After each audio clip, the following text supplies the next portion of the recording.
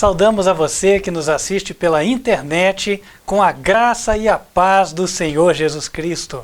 Deus abençoe grandemente a tua vida e que hoje você possa sair fortalecido, possa sair motivado, possa sair vencedor das batalhas espirituais. O tema da mensagem de hoje, ele é específico para este propósito. Você que gosta de anotar, o tema é a fé de Jesus como sumo sacerdote. Eu não me enganei. Não estou falando da fé de Jesus quando ele esteve aqui na terra. Todos sabem que ele exerceu fé. A Bíblia diz que ele exerceu fé. Mas nós estamos falando a fé que Jesus exerce hoje. Parece estranho para você? Mas a Bíblia vai te esclarecer o porquê nós estamos falando isso. Hoje, a mensagem vai quebrar, acredito, alguns paradigmas, alguns conceitos que você já tem pré-estabelecidos na tua mente. Mas mesmo assim, abra os teus ouvidos, abra a tua mente para o que a Bíblia tem para te dizer. Deus tem uma mensagem para você hoje. Antes de abrir, faça a tua oração particular, peça a Deus sabedoria. Eu estou com a minha Bíblia aqui, nós já oramos como igreja, além de louvar. E você também pode ter o mesmo Espírito que foi derramado sobre nós para compreender a palavra. Convido a todos os queridos para abrirem a Bíblia no livro de Gênesis. Gênesis capítulo 17, versículo 1. Aqui nós vamos encontrar uma conversa de Deus com Abrão. Abrão, não era Abraão. Nós sabemos que o nome de Abrão foi mudado mais tarde. Então aqui estava num momento onde Abrão ainda não tinha a fé vencedora. Por isso não aparece como Abraão.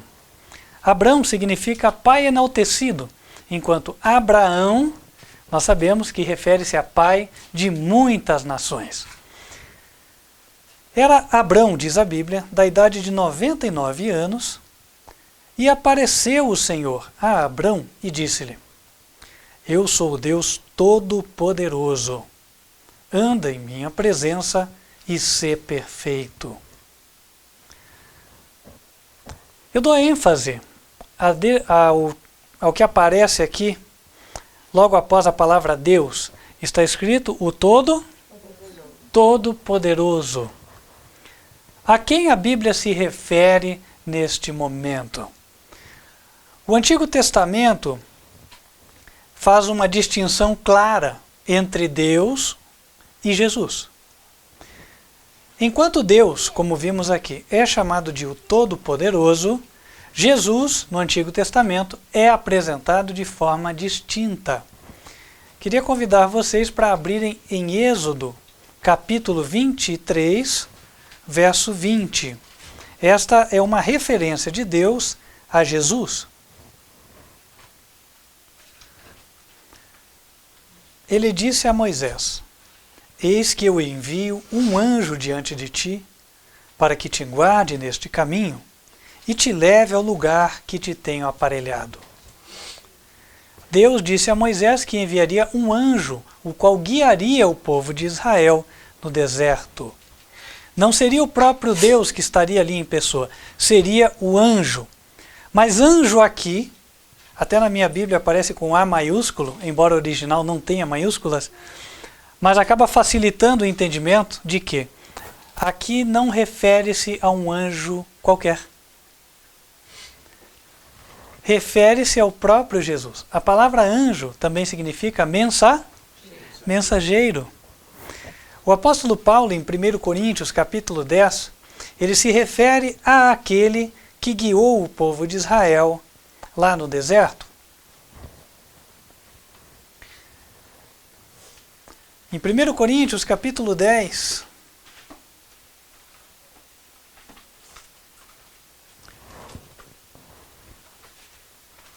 ali no verso 2, ele diz assim: Todos foram batizados em Moisés, na nuvem e no mar. E no 4, e beberam todos de uma mesma bebida espiritual, porque bebiam da pedra espiritual que os seguia. E a pedra era Cristo. Olha, aqui não pode estar se referindo àquela pedra que Moisés feriu apenas, porque aqui diz era a pedra que os seguia. Pedra, como é a pedra por natureza, ela fica imóvel, certo? Então aqui refere-se a um ser. O ser que guiava as hostes de Israel por ocasião da sua peregrinação no deserto. Este era Jesus Cristo. Ele é chamado no Antigo Testamento de o anjo do concerto. Portanto, o Antigo Testamento, ele separa. Deus Todo-Poderoso é o Pai, enquanto Jesus, ele é o que o Pai envia, o mensageiro, o anjo enviado pelo Pai. O termo Todo-Poderoso não é usado para Jesus. E no Novo Testamento? Vamos abrir a Bíblia no livro de Apocalipse, capítulo 19. Ali nós encontramos uma outra referência ao Deus Todo-Poderoso.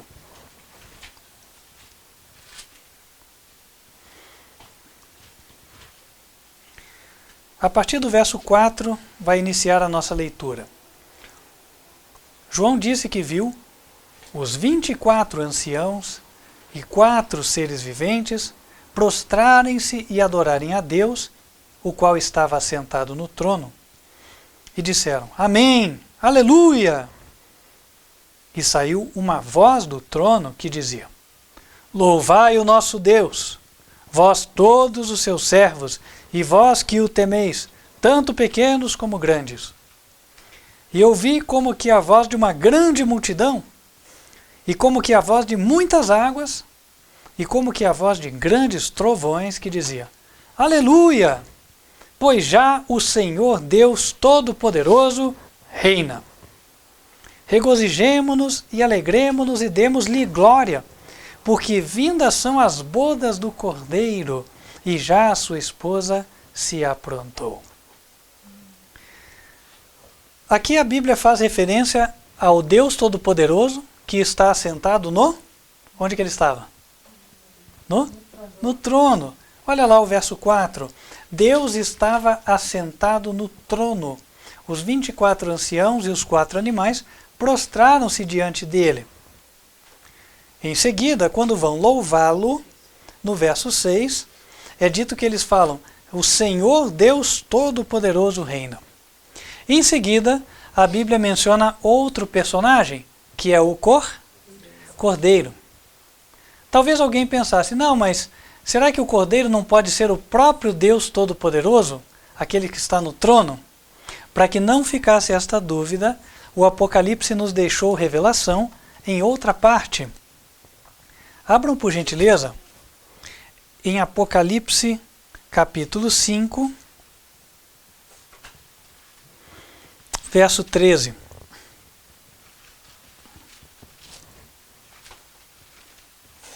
Diz assim, E ouvi a toda criatura que está no céu e na terra e debaixo da terra e que está no mar, e a todas as coisas que neles há dizer, ao que está assentado sobre o trono, e ao Cordeiro sejam dadas ações de graças, e honra, e glória, e poder.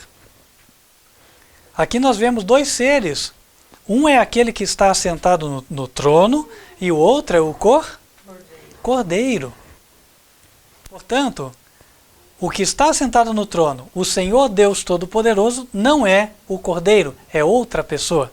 Neste caso, é Deus o Pai. E para fechar, o Apocalipse faz uma outra referência ao Todo-Poderoso, no capítulo 1, verso 8.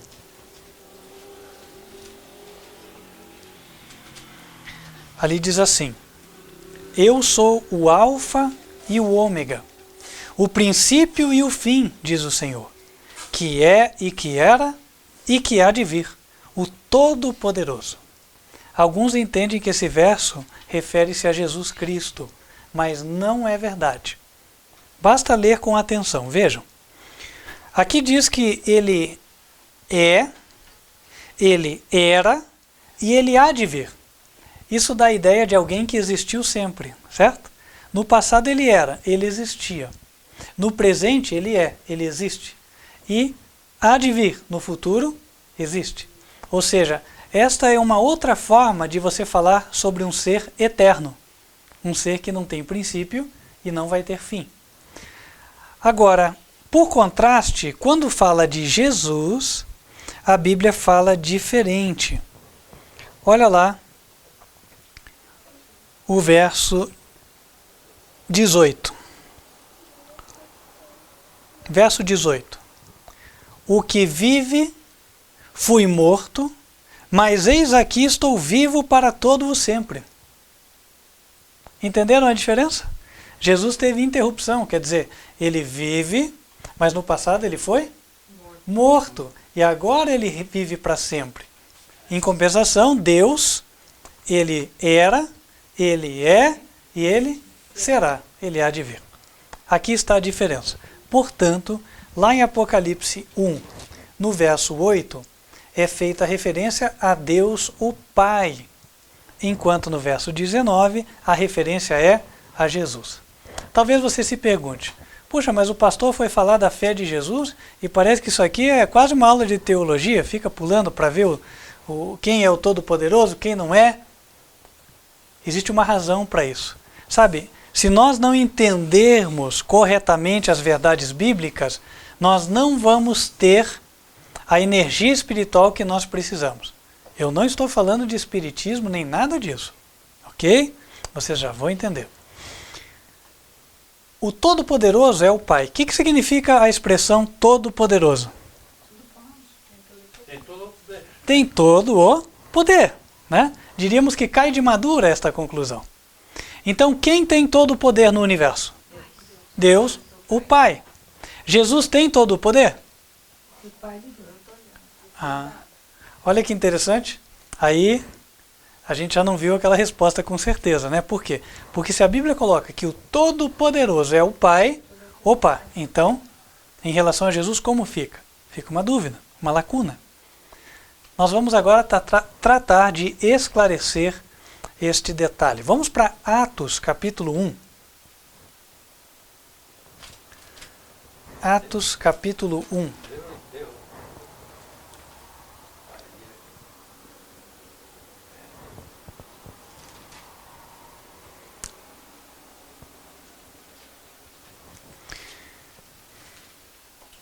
Capítulo 1 de Atos, verso 8. Alguém tem a Bíblia revista e atualizada? Pode ler, por favor. Atos, capítulo 1, versículo 8. Mas recebereis poder, ao descer sobre vós o Espírito Santo, e sereis minhas testemunhas, tanto em Jerusalém, como em toda a Judéia e Samaria e até os confins da terra.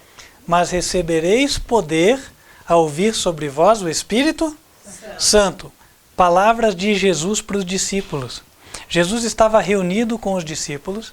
Esta era a ocasião na qual ele subiria ao céu. Foi o dia da sua subida. E ele estava dando ali as suas últimas instruções. E ele disse para os discípulos que eles iam receber poder quando o Espírito Santo fosse derramado sobre eles. Ok, então o poder vem através de quem? Através do Espírito Santo. Se nós pudéssemos comparar o poder à soja, por exemplo, nós diríamos que o trem que carrega a soja é o Espírito Santo. Faz sentido, não faz? Ou seja, ao descer o Espírito Santo sobre a pessoa, ela recebeu poder. Ok. Agora, de onde vem o Espírito Santo? Vamos para João, Evangelho de João, capítulo 15,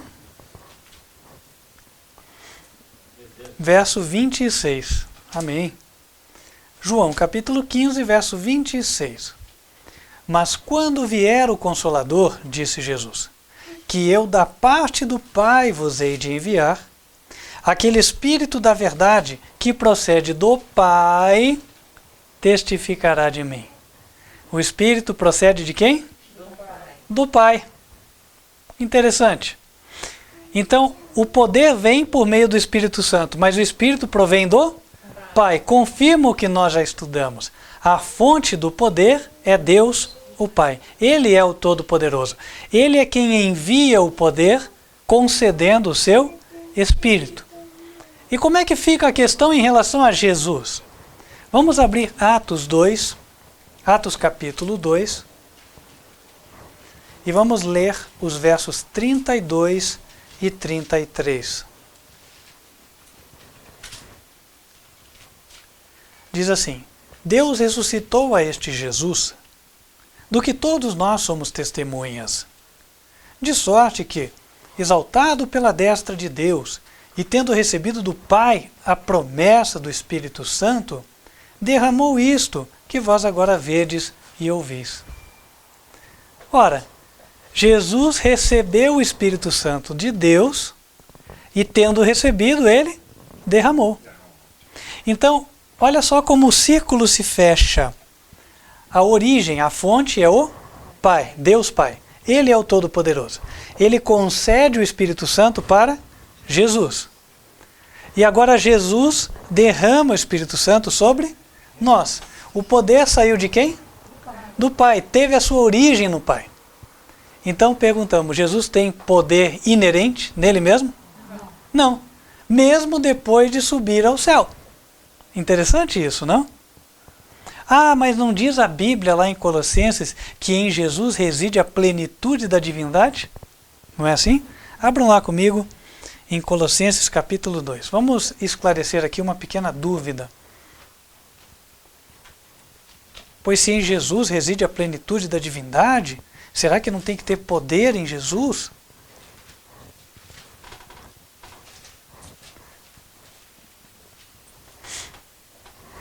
Colossenses capítulo 2, versos 8 e 9.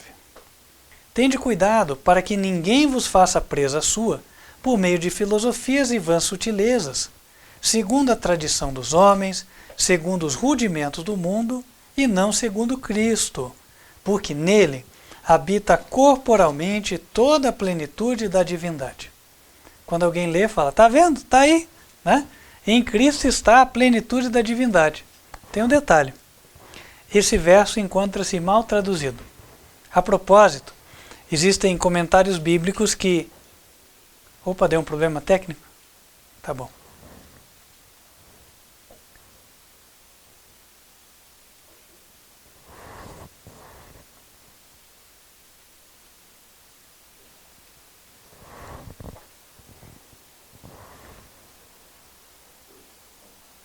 Em 7:39, o apóstolo João diz que Jesus não tinha recebido do poder. Ele ia receber depois, né? Depois, Amém. É verdade. É verdade.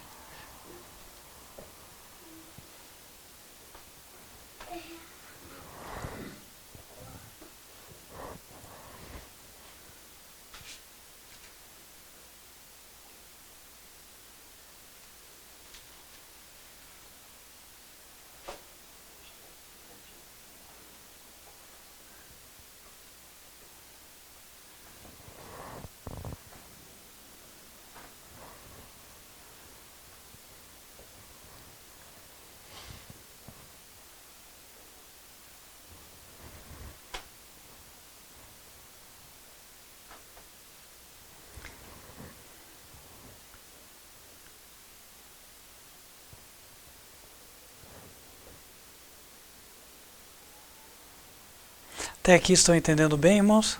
Está claro para todos? Amém. Amém. Como é que está aí, Cândido? Ok.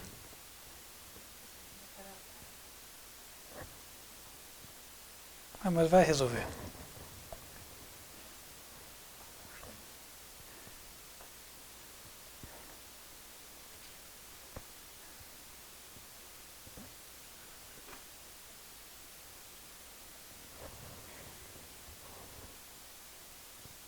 Ok? Tivemos um pequeno problema técnico, mas vamos dar sequência. Aqui diz, em Cristo habita corporalmente toda a plenitude da divindade. Colossenses 2, verso 9. A pessoa que lê, ela pode ser tentada a dizer: olha, não está aí claro? Jesus tem todo o poder de Deus. Ora, em primeiro lugar, que divindade não se refere a poder, mas este não é o tema agora. Fato é que este verso aqui, ele se encontra mal traduzido. Inclusive, comentários bíblicos colocam que a tradução correta dele resulta numa interpretação difícil. Possivelmente é por isso que nós encontramos este verso como lemos aqui nas nossas Bíblias. Como é o verso, ou digamos, como é o conceito correto, né? O conceito ele parte do capítulo 1, no verso 19. Que ninguém pense que eu estou mudando de assunto, não é. Na verdade, vocês vão entender que esses dois versos estão intimamente relacionados. Olha lá. Colossenses 1, verso 19. Porque foi do agrado do Pai que toda a plenitude nele habitasse. Então o que acontece? Você fala, por que em Cristo habita a plenitude da divindade? Porque foi do agrado do Pai que nele habitasse. Parece tudo lógico, não é assim?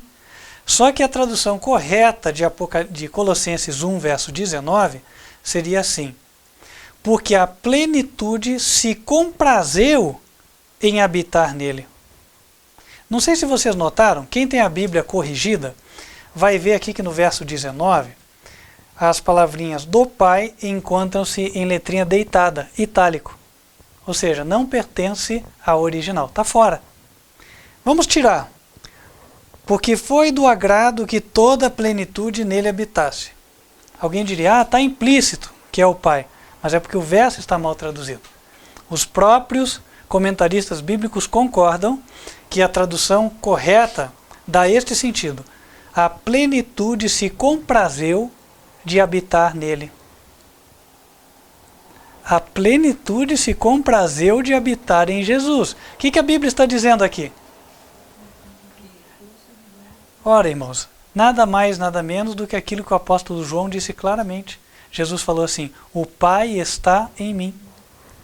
Eu estou no Pai e o Pai está em mim.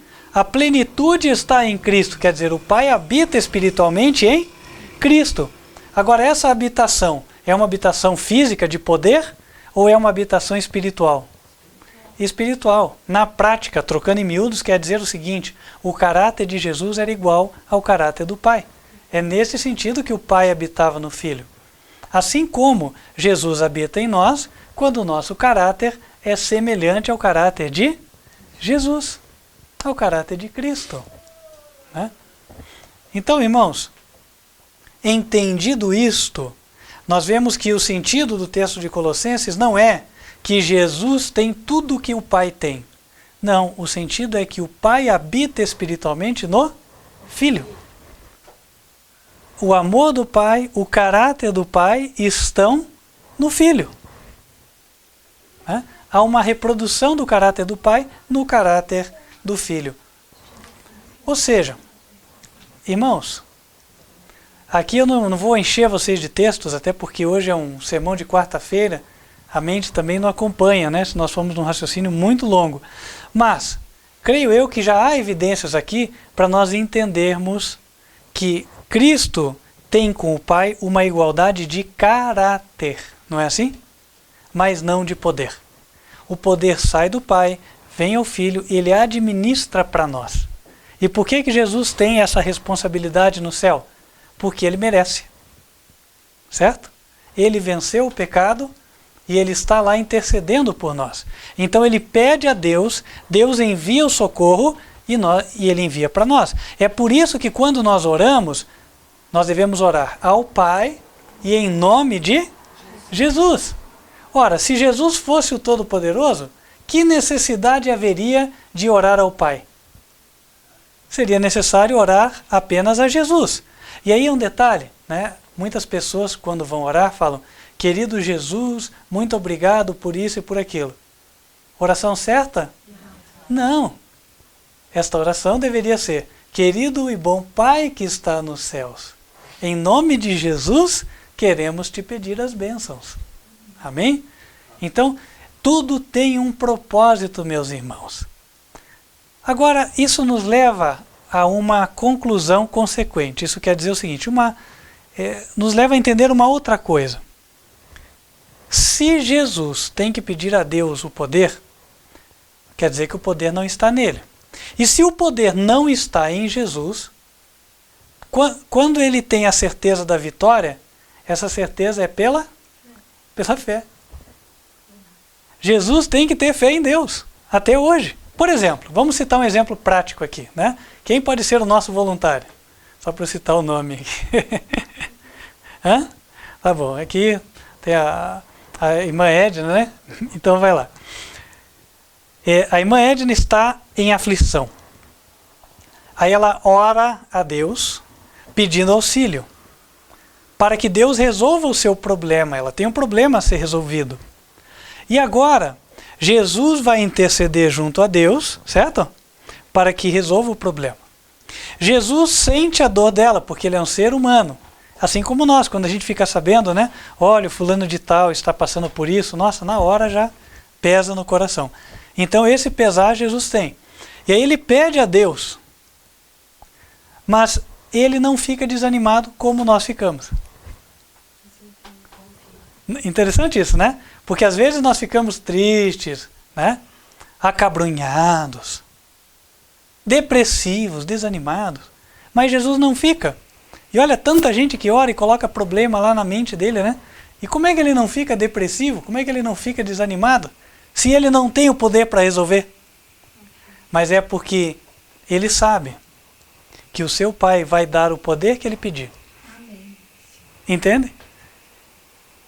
Ele sabe que o Pai vai dar o poder que ele necessitar. E aí ele descansa em Deus. E o que é isso, irmãos? Descansar em Deus na certeza de que ele vai dar alguma coisa. Abram em Hebreus capítulo 11. Hebreus 11, verso 1. Ora, a fé é o firme fundamento das coisas que se esperam e a prova das coisas que não se veem. Jesus, assim como nós, não está vendo a solução dos nossos problemas. Ele está vivendo no tempo presente como nós. Os olhos dele não estão contemplando a solução. Não os olhos físicos, mas os olhos da fé já viram. Entende? E aí quando ele fala assim que nós devemos ter a fé dele, ele simplesmente está pedindo que a gente receba o que ele exerce a todo momento. Ele exerce fé. E por que nós não podemos exercer fé? Do mesmo jeito que quando o mar estava revolto e Jesus estava no barquinho descansando, porque sabia que aquele mar não ia afundá-lo, ele sabia que ele tinha que caminhar até a cruz do Calvário e faltava tempo. Da mesma forma hoje, ele sabe que aquele membro de igreja, aquele membro que está passando por problemas, vai vencer. Amém. Né? Ele sabe que ele vai ser vitorioso. E na plena certeza, ele pede a Deus o poder. E o poder é concedido. Sabe, irmãos, por que a Bíblia diria para nós que nós devemos ter hoje a fé de Jesus? Se fosse só a fé que ele exerceu no passado, bem haveria razão para questionamentos. Por exemplo, mas no tempo passado existia muito menos maldade do que hoje.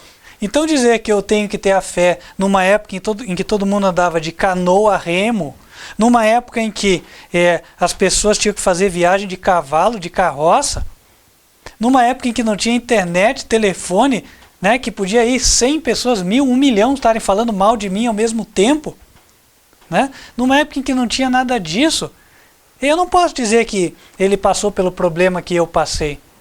Mas e que tal se você entender que hoje ele passa pelo mesmo problema que você passa? Vamos abrir em Mateus, capítulo 28. Mateus, capítulo 28, verso 20.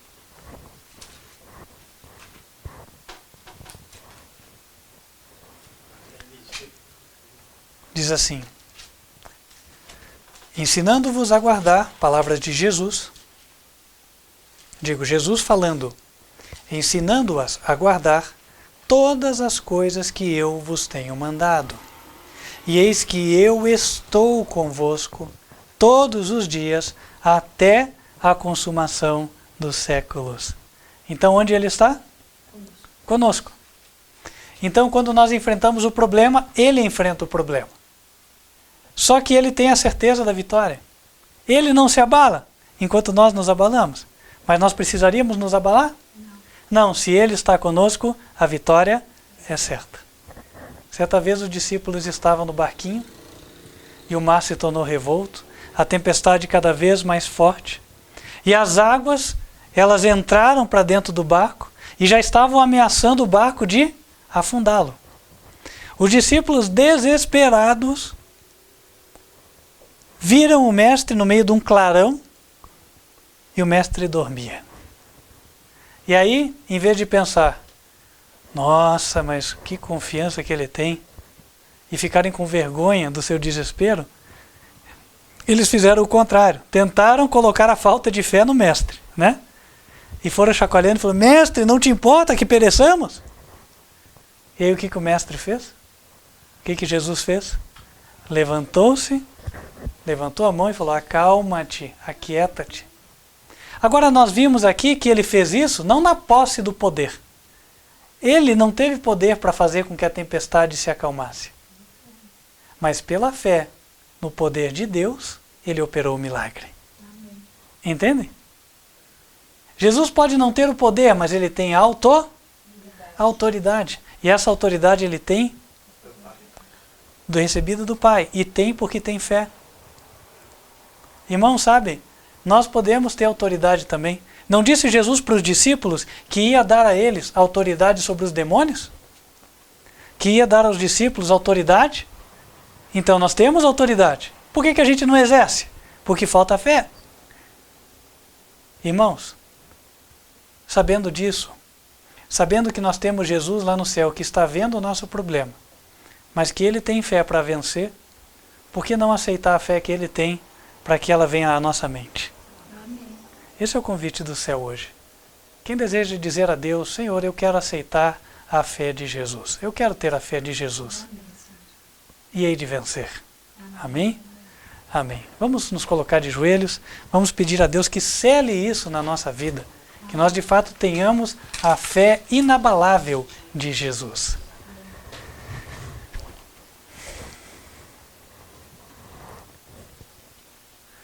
Senhor nosso Deus, nós queremos te agradecer porque o Senhor Jesus é um homem e nos representa na tua presença. Amém, Senhor. E assim, Senhor, vemos nele alguém que está familiarizado com as nossas dificuldades e que em cada momento é vitorioso. Amém. Vemos nele alguém, Senhor, a quem podemos nos agarrar para que possamos vencer. Amém, Senhor. Ó nosso Deus, pedimos que nos dê a fé dele, que a fé de Jesus esteja em nossas mentes. E assim, Senhor, descansemos, sabendo que o teu poder vai agir no momento certo. E todos os problemas vão desaparecer. Amém, Senhor. Senhor, que esta seja a fé de cada crente sincero e fiel que assiste à mensagem de hoje. Há uma verdade profunda aqui. Nunca a vi revelada em lugar nenhum, mas ela sempre esteve na tua palavra. Só a nossa cegueira espiritual não nos permitia ver. Mas, Senhor, agora que um lampejo do céu iluminou as nossas mentes para este fato, que nós não possamos esquecer. Amém, mas que sempre, Senhor, nós andemos com a fé de Jesus. Amém. Sabendo que se Ele, na tua presença, descansa em ti pela fé, mesmo tendo todos os problemas do mundo sobre os ombros, nós também podemos descansar em ti, tendo o nosso pequeno problema sobre os nossos ombros. E que assim seja, ó Deus, para a honra e glória do teu nome. Amém. Em nome de Cristo Jesus. Amém. Amém. Querido irmão, querida irmã que nos assiste, espero que esta mensagem tenha sido um alento para a tua vida espiritual. Sinceramente desejo que você viva esta experiência proposta pela Palavra de Deus. E que nenhum preconceito doutrinário possa impedir você de viver esta experiência. Não deixe que os preconceitos, quer com respeito a Cristo ou a sua natureza, venham impedir você de viver isso que Cristo vive todos os dias, porque essa experiência é para você. Nosso próximo encontro será sábado, a partir das 10h30 da manhã, e para você que tem filhos, a partir das 9h45. Portanto, entre no canal youtube.com/TV Advertência Final. Queremos congregar espiritualmente com você. Feche os seus olhos antes de nos despedirmos. Que o Senhor te abençoe e te guarde. Que o Senhor faça resplandecer o seu rosto sobre ti e de ti tenha misericórdia. Que o Senhor levante sobre ti o seu rosto e te dê a paz. Amém. Deus te abençoe e até a próxima. Queridos irmãos, nós que